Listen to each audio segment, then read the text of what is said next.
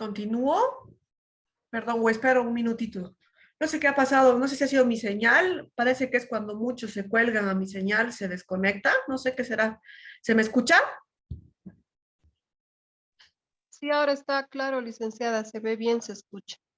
Allá. Tal vez me borro el video. Si es que tengo problemas con la conexión, me borro el video para dejar las diapositivas bien visuales, ¿no? ¿Continúo o esperamos un poquito? A ver, alguien en el chat. Sí, listo, ya.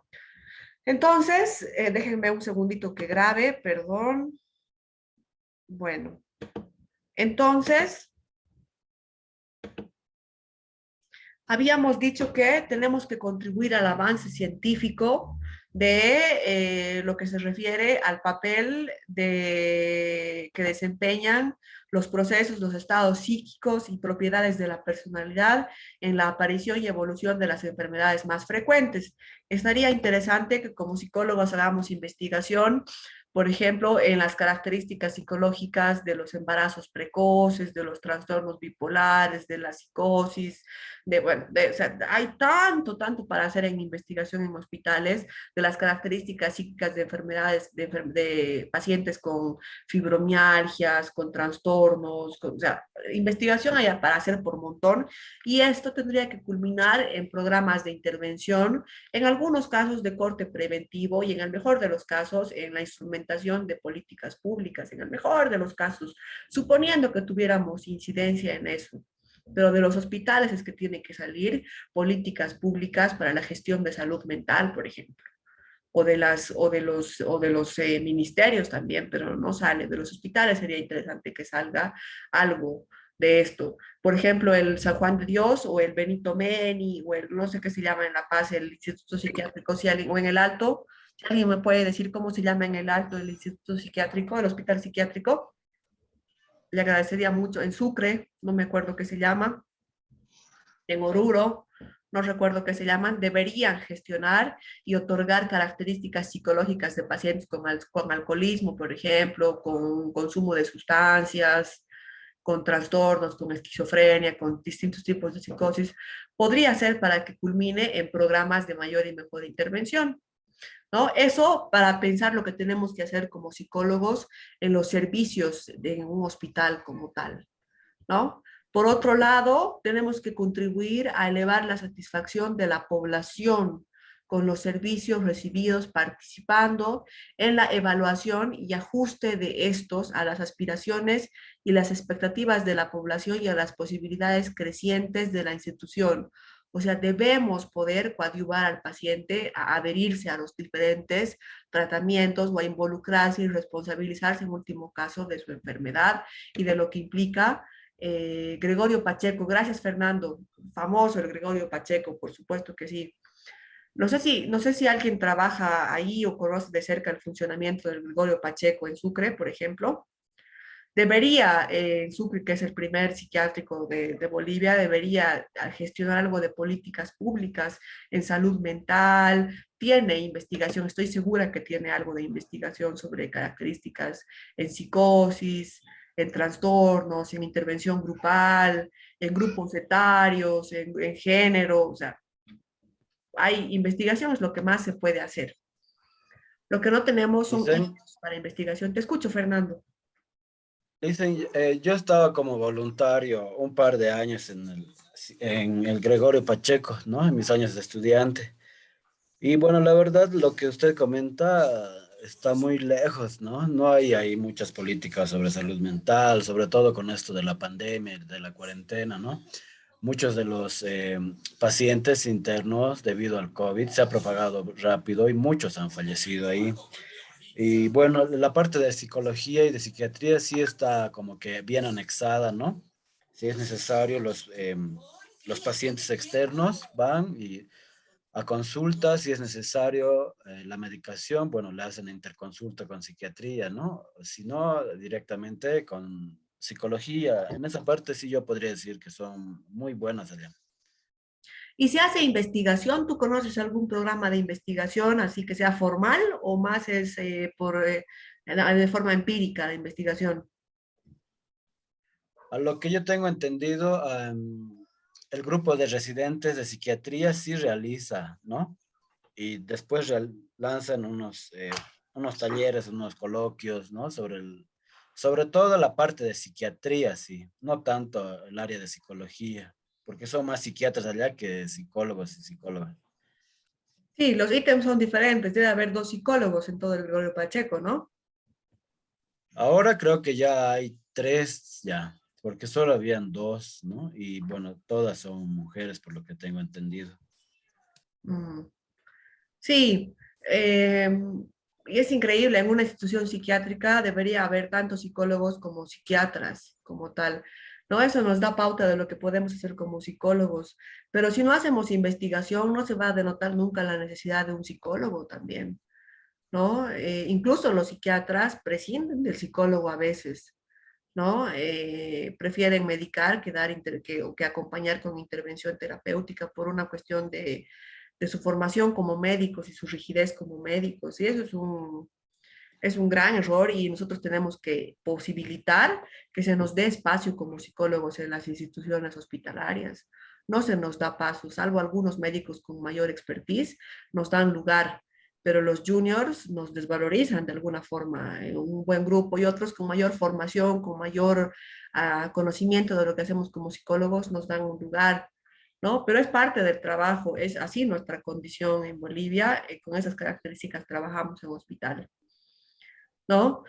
Entonces, también tuviéramos que trabajar en colaboración con la formación de otros psicólogos, médicos, enfermeras y técnicos. Formación, por ejemplo, cómo las enfermeras se van a dirigir hablando a pacientes con ciertas características oncológicas, con amputaciones, con ciertos diagnósticos VIH, embarazo precoz, en adolescentes embarazadas. Las enfermeras, a veces los mismos técnicos y los médicos son torpes con esta población y hay lo que se denomina como violencia obstétrica, por ejemplo, ¿no? Entonces, parte de lo que hace el psicólogo también es dar directrices a los profesionales de cómo dirigirse con ciertos pacientes, ya que para el otro personal, el paciente es una cama, no es tanto una persona como tal. Para nosotros sí, porque rescatamos el lado humano, por supuesto, que es lo que nos corresponde como psicólogos. Entonces, también tuviéramos que como objetivo elaborar proyectos, normas de trabajo en este nivel, metodologías específicas para la investigación psicológica en campos o especialidades médicas también. Bueno, el texto es europeo, por eso habla harto de investigación también. Te escuchamos, Gonzalo. ¿Alguien ha dicho algo?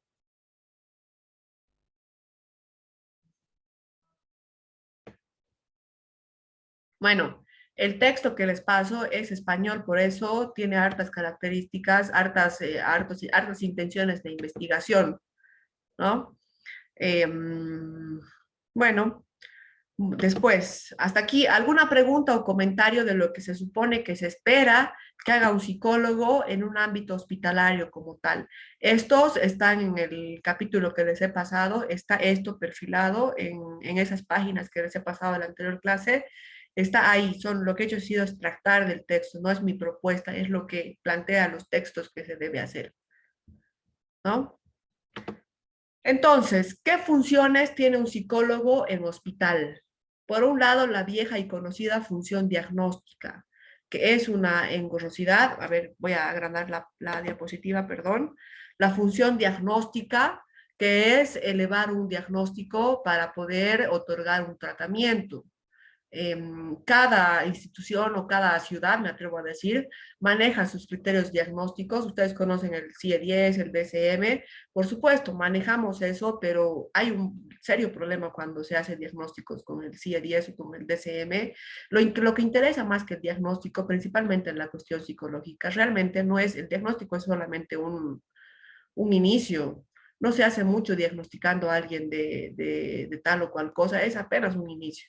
Función de orientación o foco, orientación sobre lo que el paciente tiene que hacer o sobre lo que los sujetos en relación con el paciente tienen que hacer. Cómo proceder con este paciente con ciertas características psicológicas. Cómo procede su familia con un paciente con demencia, con un paciente con psicosis, por ejemplo. Es lo que tenemos que hacer. Habrá que hacer talleres, se me ocurre que puede ser una actividad, sí, un proyecto, un programa. Proporcionar datos sobre la estructura psicodinámica de la personalidad del paciente, sí, porque es en función a lo que nosotros digamos que se supone o se espera que se va a manejar la institución con esa población. Si se espera que la estructura de un psicodinámica, si las características psicológicas de un paciente con un diagnóstico terminal se modifiquen, por supuesto que toda la institución tiene que adecuarse a lo que se espera de los pacientes de oncología, por ejemplo. ¿No? O a los pacientes con amputación. Eso es parte de nuestra orientación y de nuestra función directiva y nuestra otorgación de datos sobre las características psíquicas de ciertas poblaciones. También somos instrumentos de evaluación continuada del proceso evolutivo de la relación del paciente con su dolencia o tratamiento. ¿Cómo sobrelleva esta población su diagnóstico y qué hace con ese diagnóstico? Es parte de lo que tenemos que monitorear y es parte sobre lo que tenemos que tener incidencia y tenemos que intervenir, ¿no? Por ejemplo, un grupo avanzado, un grupo que recién recibe diagnóstico de VIH es diferente a un grupo que ya lleva años conviviendo con la enfermedad. Hay que contemplar eso, claro, hay que contemplar. O un grupo de pacientes, de familiares que ya llevan años viviendo con un paciente con demencia o con psicosis, es diferente a un grupo de pacientes, de familiares que recién se están informando sobre la enfermedad. Hay que contemplar ese momento, hay que contemplar ese momento. ¿No? Es el desarrollo evolutivo de la relación del paciente con su dolencia o con su enfermedad. Hay que tomar en cuenta, sí, conocer la historia de la persona, por supuesto. Esto es relativo porque no nos da el espacio tampoco para conocer la historia de cada paciente, pero no hay que perder de vista, que es muy fácil perder de vista, que trabajamos con lo humano, nosotros como tal, y nos corresponde saber parte de la historia con la que viene ese sujeto y con la que tenemos que tomar, o sea, tenemos que tener en cuenta. ¿No? No será lo mismo un paciente con historias diferentes a las que tiene otro paciente, con características, con historias más amables en su vida que un paciente con historias de violación, por ejemplo, ¿no? Hay que contemplar eso, hay que contemplar porque somos psicólogos. No podemos pedir al hospital que contemple eso porque no lo va a hacer, porque trata al médico al paciente como un cuerpo, pero sí es parte de lo que nosotros tenemos como función posibilitar un diagnóstico diferencial de cuadros psicológicos y psiquiátricos específicos, ¿no? Ahí tenemos todo lo que, por ejemplo, de manera cercana les puedo decir, cómo la psiquiatría clasifica la psicosis cuando ya está desencadenada y cómo los clínicos podemos hacer una suerte de diagnóstico en una psicosis que aún no está desencadenada. No tenemos que esperar que desencadene para poder elevar un diagnóstico. ¿No? Puede ser psicosis sin tener delirio, sabemos eso, como clínicos lo sabemos. Puede ser una esquizofrenia que hay que atar y hay que evitar el desencadenamiento más bien.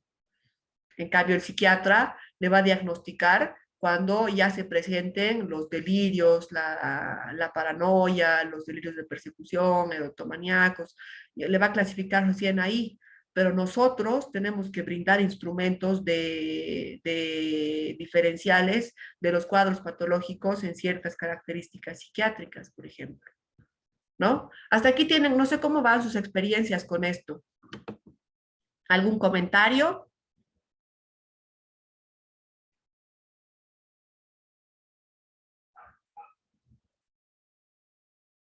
Porque me he enterado que conmigo son el grupo más silencioso, no sé por qué. Ya me han contado que conmigo son los más silenciosos. En mi módulo son el grupo más silencioso, que en otros No, módulos participan más. No, no, en todo Lice. son Todos los silenciosos. módulos son así, los confunden. No es así, mentira, le No han mentido. parecen psicólogos. ¿Sí? Porque me han dicho que participan más bien harto. Yo me he quejado porque no participan no comentan, no hablan. Me han dicho, pero en mi semestre comentaban bien, en mi módulo comentaban bien. Me he quedado así como suspicaz, Es como para ahí. darle celos, dicen, no les haga caso. Le han mentido, le dicen. Y Licen, en todos los módulos éramos calladitos. ¿Qué comentan? A ver, ahora sí hablemos, porque la idea es abrir el diálogo, no es que yo les vaticine ahí o les llene de información y les tape con el vacío con información, no, la idea es abrir el diálogo.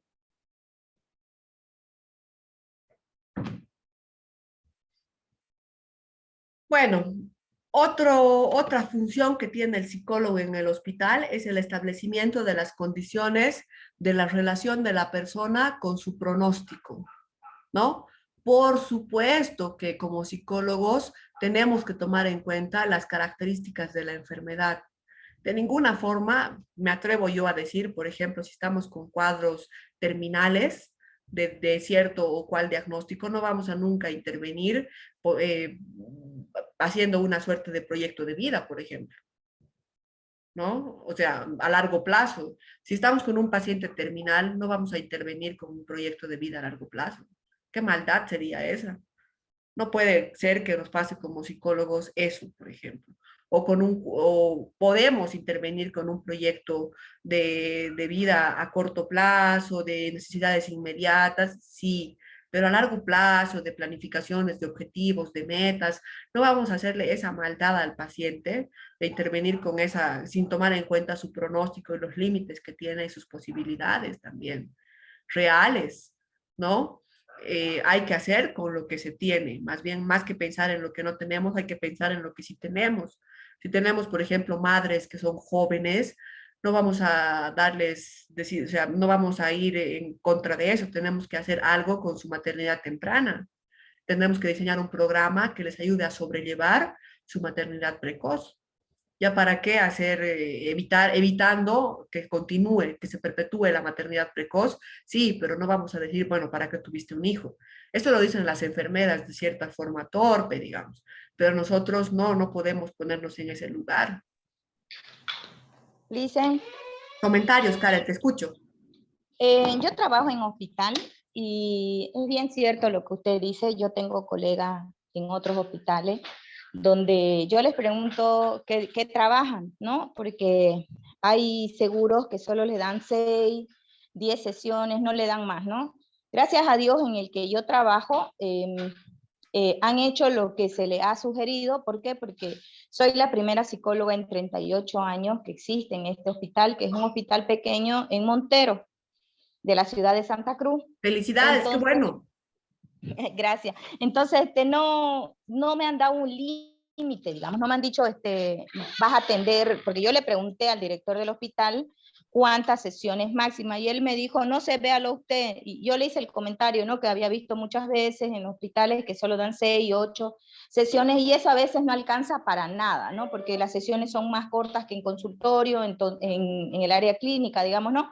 Entonces, no, dale, dije. Y él me dijo, cuando usted los vea y vea la necesidad de darle el alta, usted ahí lo termina. Dijo, ¿no? Entonces, yo he tenido pacientes de 6 meses, 8 meses, mal diagnosticados con TEA, ¿ya? Esa es otra de las cosas que yo he observado, digamos, ¿no? En lo que es el área de la psicología, están sobrediagnosticando casos TEA, donde llegan al hospital y las mamás, digamos, ahí con depresión, todo, porque les ha costado muchísimo la aceptación del diagnóstico de su hijo, y me dicen, mire, yo estoy con este diagnóstico, el motivo de la consulta es que me derivó el fonoaudiólogo, dice que mi hijo necesita terapia psicológica porque es un niño TEA. Y le pregunto al niño TEA, hola Pedro, ¿cómo estás? Y Pedro me responde, sí, estoy bien. ¿Tenés hermanos? Sí, tengo hermanos. ¿Cuántos años tenés? 5. Ahí está el TEA, ¿no? Entonces, me ha pasado con malos diagnósticos que he recibido, ¿ya? Y otra cosa, lo que usted menciona, ¿no? Me llega una mamá adolescente, que hubieron muchas en lo que fue la pandemia. Entonces, ¿para qué yo voy a estar trabajando, no sé, métodos anticonceptivos, ¿no? Me llega esta adolescente y lo que he hecho yo es puericultura, la he guiado. La chica ha venido con las preguntas, digamos, ¿cómo lo voy a bañar a mi bebé? ¿Qué pasa si le lavo y el ombliguito, no? Y la he acompañado hasta el momento del parto, ¿ya? Pero eso es una gran ventaja para mí, porque me han dado carta abierta para trabajar en el hospital, ¿no? Yo soy la que hago las derivaciones, por ejemplo, para lo que es fonoaudiología, para lo que es estimulación, para lo que es neuropediatría, ¿ya? O al revés, digamos, el neuropediatra me lo envía, ¿no? Y lo que trato de hacer es la cultura, ¿no?, psicológica, porque, como le menciono, soy la primera, y no solamente estoy en consultorio en el hospital, sino también que hago cuidados paliativos, ¿no? Tengo cáncer, tengo con enfermedades terminales, con cáncer, VIH, o ya casos SIDA, digamos, tengo, ¿no? Y tengo también diabéticos, donde le han amputado alguna de las extremidades, entonces yo hago el acompañamiento tanto a la familia como al paciente, ¿no? Pero como le menciono es porque me han dado carta abierta, digamos, ¿no? Para que yo pueda hacer, el director se sienta conmigo, el director, cabe mencionar que es una persona joven, no llega ni a los 40, ya máximo 35 tendrá, entonces está abierto a lo que yo les pueda sugerir, ¿no? En cambio, con mis otras colegas que trabajan en otro seguro, ellas me dicen, solo me dan 6, ¿y qué haces con las 6? Le hago la entrevista, el seguimiento, ni siquiera logran hacer un diagnóstico, ¿no? Para trabajar, y yo le digo, por lo menos un diagnóstico deberías hacer para que ese paciente ya busque un particular y por lo menos se ahorre el diagnóstico, ¿no? Bueno, yo todo eso lo veo porque yo trabajo en diferentes áreas, ¿no? Yo trabajo en consultorio, trabajo en un centro para discapacitados, trabajo en el hospital, soy docente. Entonces, porque me muevo en varios ámbitos es que yo veo, ¿no? Las necesidades. Pero a veces cuando somos jóvenes no nos dejamos guiar, ¿no? Y muchos de mis colegas son mucho menores que yo, por lo tanto, son un poquito más impulsivos, pues, ¿no? Hacen lo que quieren o lo que pueden en realidad, ¿no? Y no hay un seguimiento, lamentablemente en el colegio de psicólogos no hay un seguimiento para ver quién pone un consultorio, por ejemplo, a ver, si tenés un consultorio, tenés la especialidad, estás preparado, ya tenés años de experiencia. Yo como docente a mis estudiantes siempre les recalco eso, licenciada, ¿no? De que para atender en lo que es salud y clínica, uno tiene que ya tener una experiencia en otras áreas, ¿no? Por lo menos en el área educativa, organizacional, donde por lo menos ahí se ve evaluaciones, ¿no? No que la generación de ahora salta directamente a consultorios sin una especialidad, sin experiencia, sin saber lo que es realizar un buen diagnóstico, ¿no? Porque, como le mencioné antes, he visto muchos diagnósticos de TEA en cantidad, y ha sido por la pandemia. Yo prefiero decir, tiene indicadores significativos, pero preferible es que lo estimulemos, hagámosle una estimulación, que vaya a fonoaudiología, que vaya a psicología, a terapia psicológica, y después hacemos una nueva evaluación para ver si real, para descartar o confirmar el trastorno, ¿no? Porque me ha pasado con varios casos, licenciada, que los chicos no hablaban nada, y los padres estaban ya, así vamos a decirlo, no traumados, porque pienso que el TEA es uno de los trastornos más difíciles de manejar para la familia. Ya vienen, digamos, llorando, digamos, no, ay, mi hijo es TEA, pero después usted se fija, ese niño o tal vez tiene una ecolalia, o faltaba estimulación 6, 7 meses después que se lo ha estimulado con fonoaudiología y las demás áreas, el niño ha logrado interactuar y no es TEA. Y entonces los papás tienen la idea de que, el TEA se cura. ¿Ya? Ese sería mi aporte, Lisa, para que no se sienta Excelente, celosa de Karen. los otros docentes. No hablamos. Excelente, nosotros, Karen, gracias. Gracias. Qué Gracias, bonito Lisa. cargo que estás viviendo en este momento. Qué reto, te puedo decir eso. Más que bonito, tal vez es un reto, porque me parece que es interesante que después de 38 años tú tengas el privilegio de ser la primera psicóloga. Es un lujo. Puedes hacer hartas cosas ahora a propósito de tu nuevo cargo, de lo que el hospital tiene, esta apertura para el psicólogo. O sea, tienes un reto grande, grande, grande. Gracias por compartir tu experiencia. Claro que sí. Estas funciones tendría un psicólogo. ¿Alguien más quiere compartir sus experiencias, sus comentarios, sus ideas? Otros, Joana, te escuchamos. Yo tuve una experiencia similar a la de la colega. Similar, no así.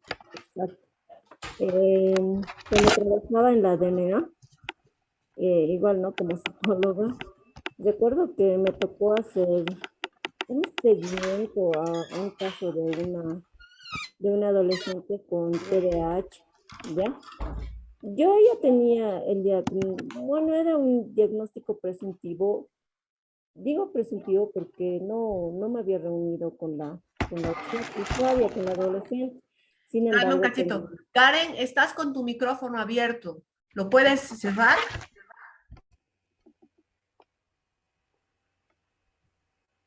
Ya, puedes continuar, por favor, Joana. Ya, entonces,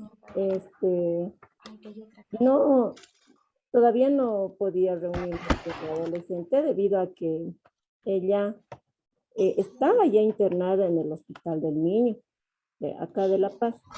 Entonces, en la primera entrevista que tuve con la progenitora, ella me informó al respecto, ¿no? De los síntomas y en base a eso yo realicé, solo como le dije, un diagnóstico presuntivo, el cual lo confirmamos con el psiquiatra del Hospital de Clínicas, ¿ya?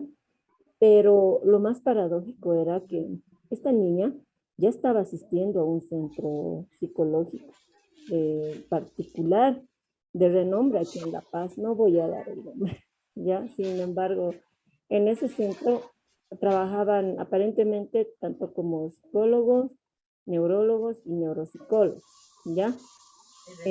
Al tener la carpeta del centro privado, ya informaba, no daba como diagnóstico así primordial el TDA, pero ya lo tenía como rasgos. Entonces ellos al tener ese dato, no tenían por qué retenerla a la paciente. La retuvieron y estuvieron haciendo un tratamiento cognitivo, si no me equivoco. Pero cuando es TDA, supuestamente tiene que recibir una medicación ya acompañado de un tratamiento conductual. Sin embargo, este centro no hizo eso. Supongo que por fines de lucro, pero lo malo es que la paciente eh, a- ha llegado al hospital debido a que se autolesionó, ¿ya? Ella ha producido quemaduras de hasta segundo grado en su pierna, todo por llamar la atención de sus progenitores, porque no le querían devolver el celular debido a que le habían encontrado pornografía en el celular, ¿no? Entonces, yo voy bueno, ahí ya era el primer error y en lo personal me preocupaba. Ya en otra oportunidad realicé la visita al adolescente y bueno, a nosotros como DNA, eh, desde mi experiencia voy a hablar, sé que cada profesional tiene su propia experiencia. Nos dan, al menos en la primera entrevista, ya tenemos que tener un diagnóstico positivo, o por lo general realizamos informes preliminares, no así otro tipo de informes, ¿no? Es por la cantidad de usuarios que recibimos al día, ¿no? Y para que este vaya con el área legal y con el trabajador social, ¿no? Y solicito el informe de la psicóloga del Hospital de Clínicas. Igual daba otro diagnóstico, no me daba el TDA. Cuando yo realizo mi informe, todo apuntaba a eso. Más bien la psicóloga del hospital daba un diagnóstico a través de un síntoma, no en sí, no ha agarrado todos los síntomas y ha hecho el diagnóstico. Y un poco tuve la oportunidad de conversar con la psicóloga y la psicóloga ya estaba años trabajando en el hospital.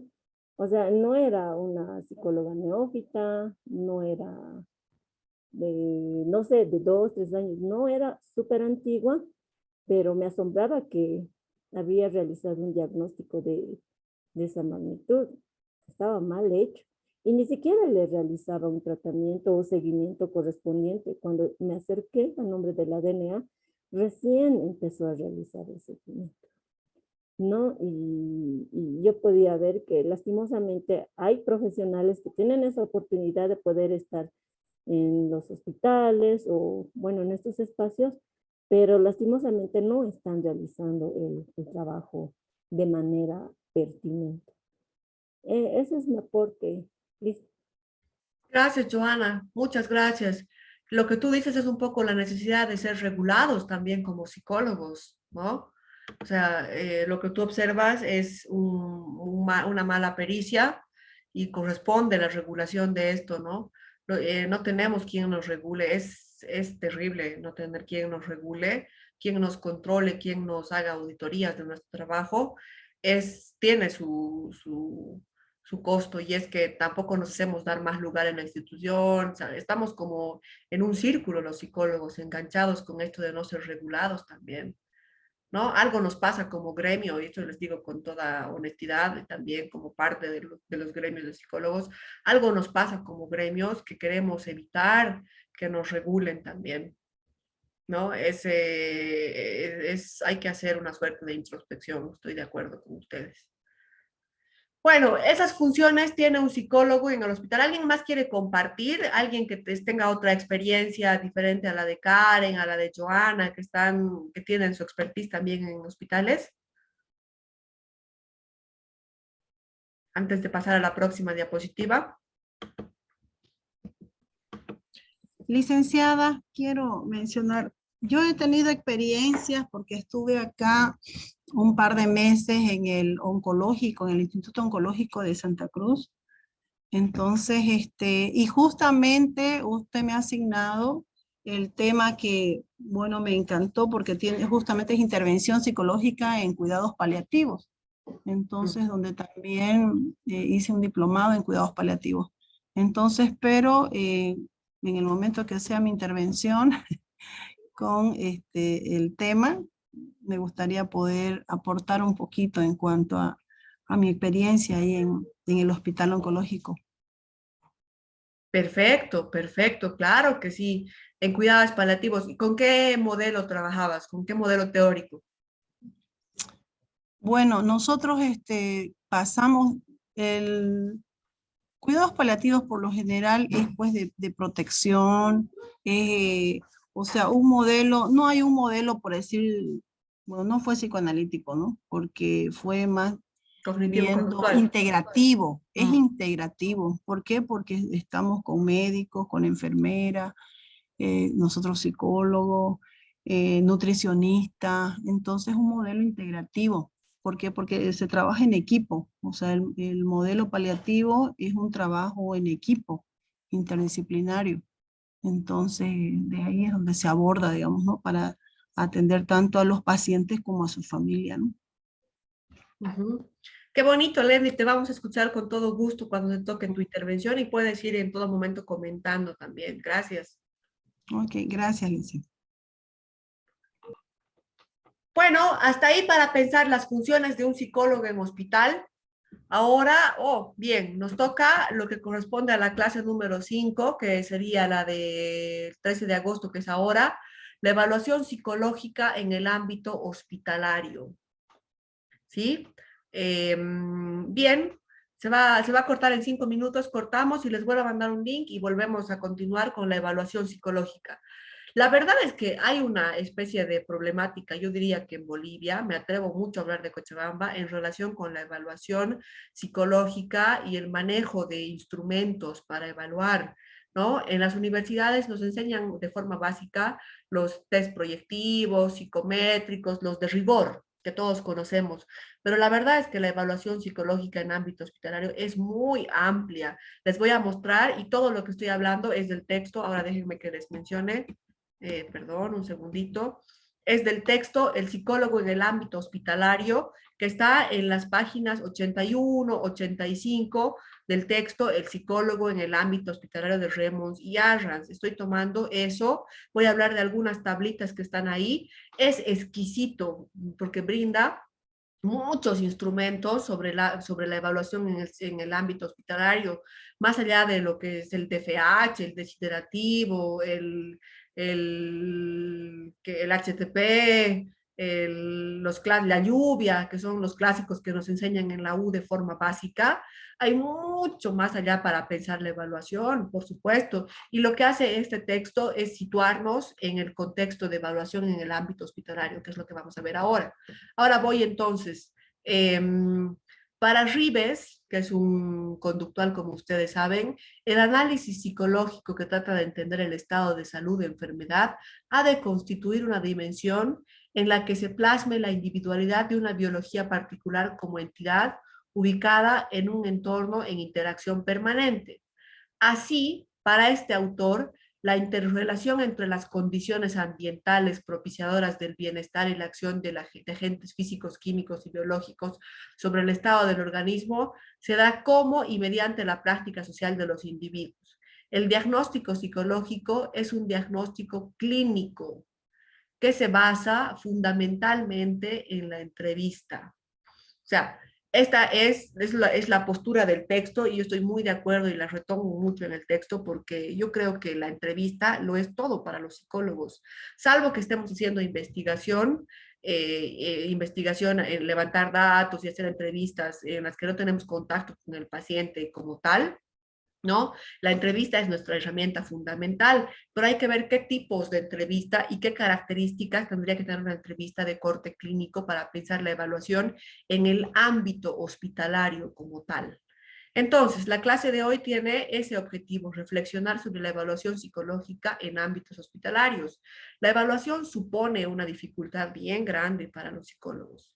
Hacer una suerte de diagnóstico diferencial que además se adapte a lo que la institución quiere. La institución quiere que en un día hagamos el diagnóstico de lo que es lo que decía Joana, lo que decía Karen de TDA, de TEA.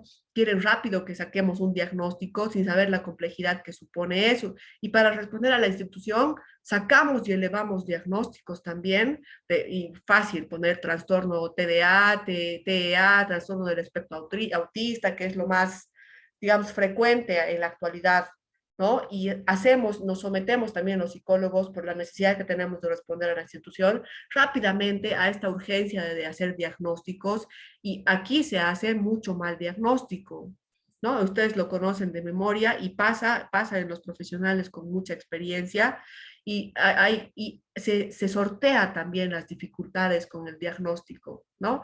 Hay diagnósticos genéricos, trastorno de ansiedad que se pone para evitar decir cuando no sabemos qué otra sintomatología presentar. Está también la figura de presentar un diagnóstico solamente en función al síntoma que nos presenta el sujeto.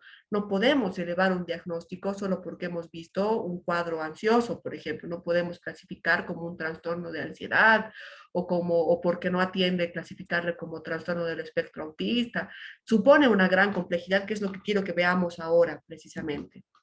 Entonces, evaluación psicológica mediante entrevista.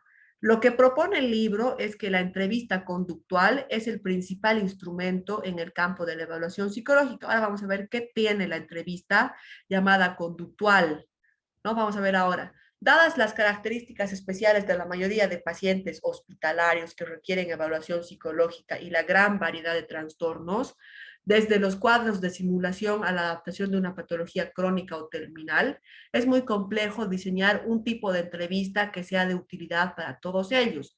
La entrevista, como ustedes saben, y estoy segura que pueden compartir también, se adapta a cada sujeto.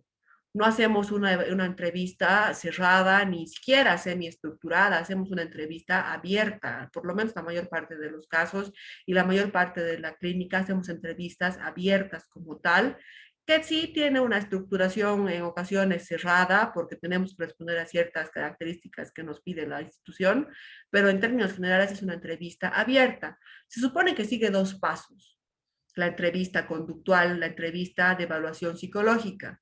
El primero de ellos es la recogida de información general sobre el paciente. Eso fácil, o sea, edad, datos, con quienes vive, etcétera, etcétera. Eso que vamos a ver ahora también de manera breve. También eso es de rigor, sabemos. En segundo lugar, perdón, voy a dejar de compartir porque voy a cortar y voy a volver. Espérenme, finalizo y corto y volvemos. Y les mando ahorita otro link, por favor.